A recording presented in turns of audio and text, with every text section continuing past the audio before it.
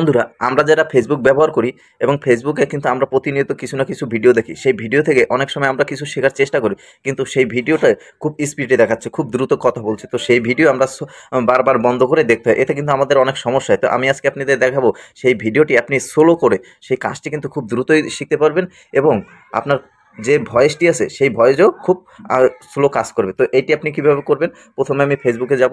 ফেসবুকে যাওয়ার পরে আমি একটা ভিডিও সিলেক্ট করে নেব।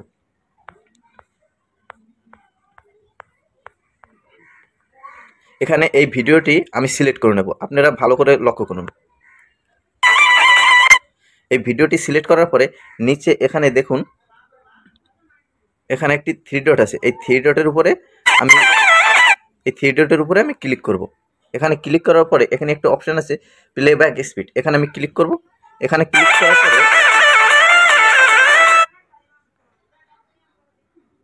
এখানে দেখুন আমি কিন্তু স্লো করব। এবার দেখুন আমি ভিডিওটা চালিয়েছি, দেখুন ভিডিওটি কিন্তু এখন স্লো হয়ে গেল। তো এভাবেই কিন্তু আপনারা ভিডিওটি খুব সহজেই স্লো করে যে কোনো কাজ খুব সহজেই করতে পারবেন।